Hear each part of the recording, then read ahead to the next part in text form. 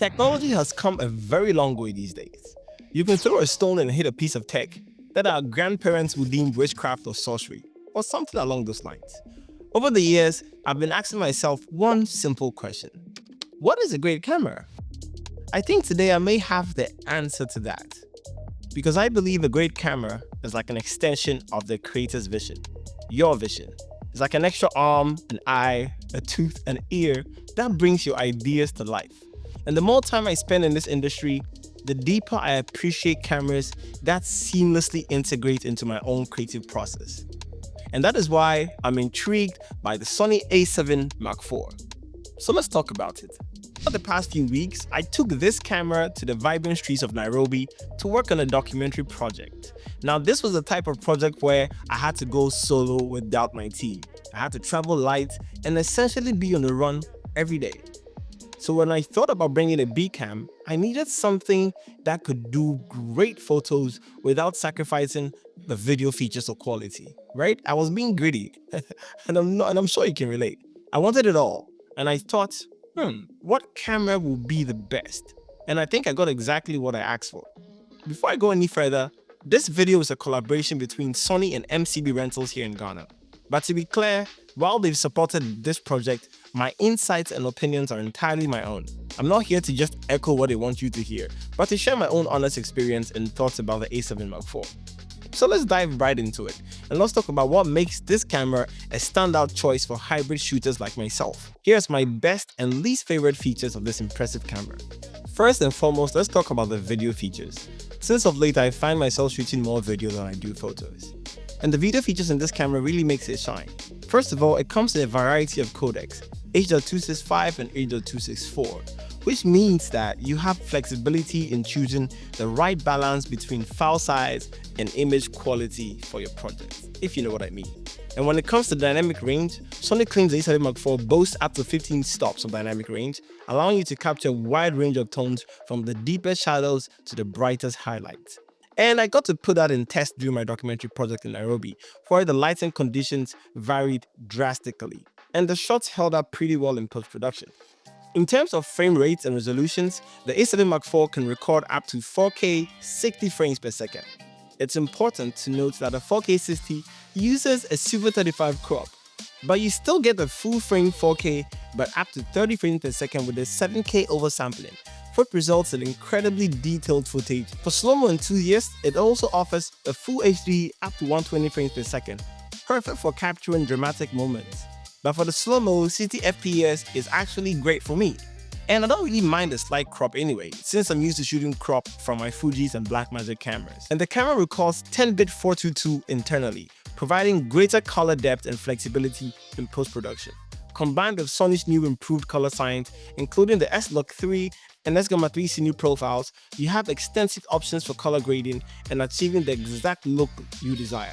A little bit more about the S-Log 3 later though, it's a bit tricky to use. Now, during my project in the land of the sun, the ability to shoot the S-Log 3 allowed me to retain maximum dynamic range and color information, which was crucial for the cinematic feel I was going for.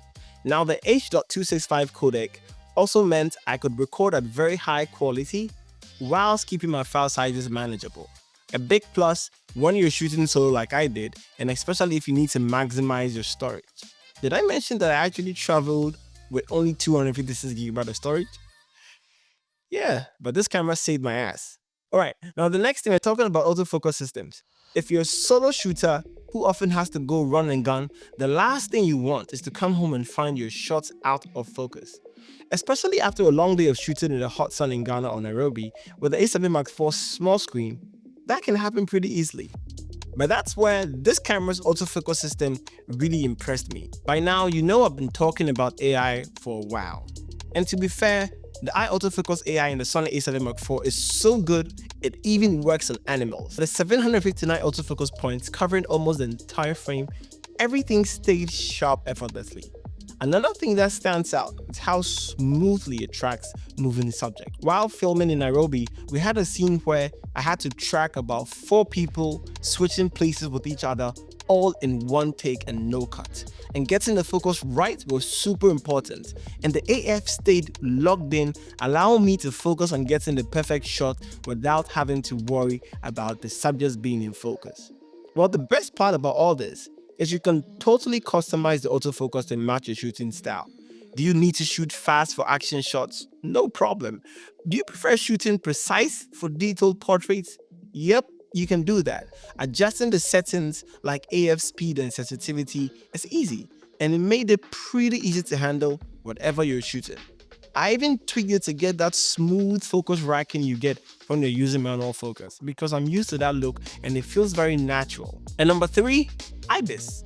If you're always on the move and don't have time to set up a tripod or gimbals, having a camera with a good IBIS makes a lot of sense.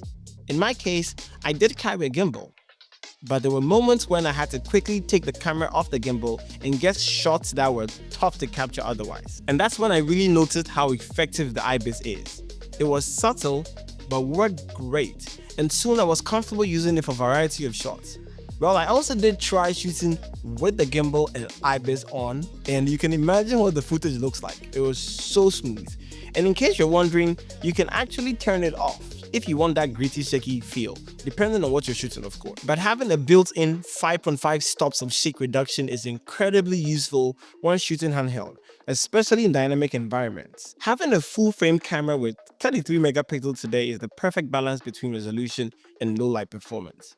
We all know Sony for their excellent low light capabilities. And if you're from Ghana, you know exactly how dim your usual shooting spots can be.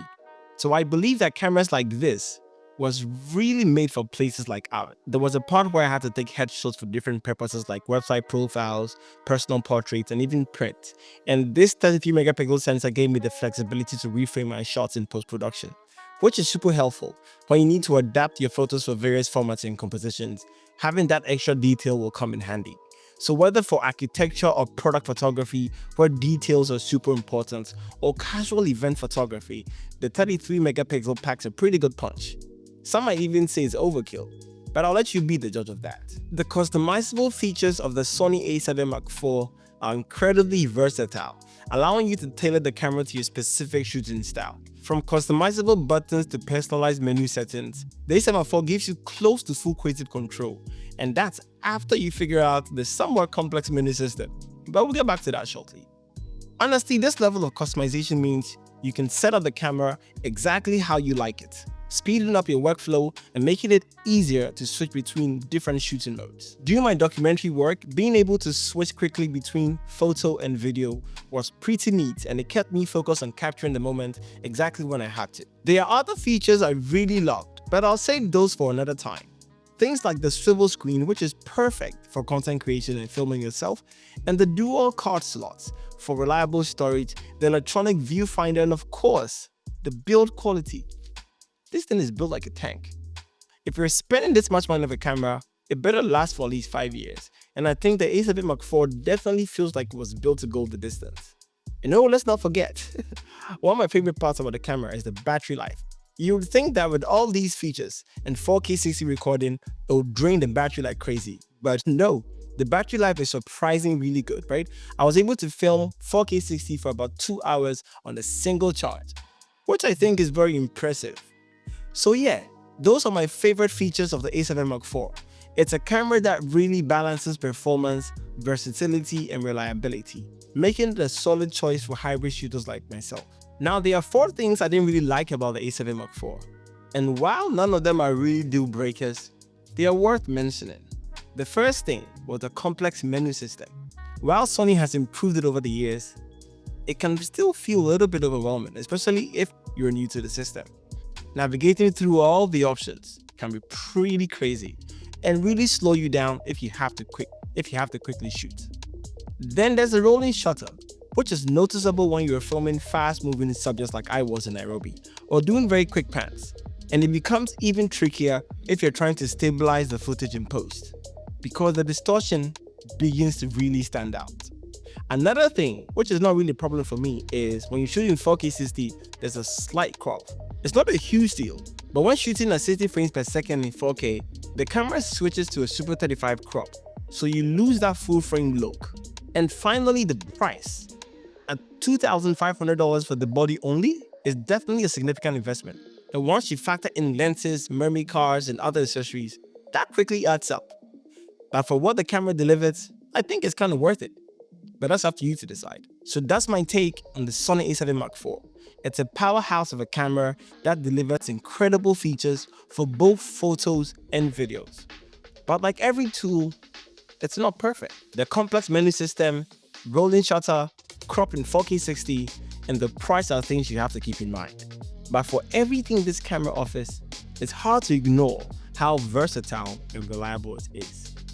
Also, I have some great news for anybody here in Ghana.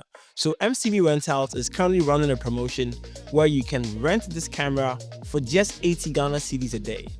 This is your chance to try out all the features I spoke about and push your creativity to the limits. Go make something magical. It's sad that I couldn't show you guys most of the content from my trip because of the project confidentiality clauses. But the moment the product is live, you guys will be the first to see it on my page. So stay tuned, and thank you so much for watching this video. If you enjoyed it or found it helpful, don't forget to comment and tell me your favorite features about the a7 Mark IV if you have used it before. Also, don't forget to subscribe if you want to see more, especially the project from Nairobi. I'm sure you guys will love it. So catch you next time.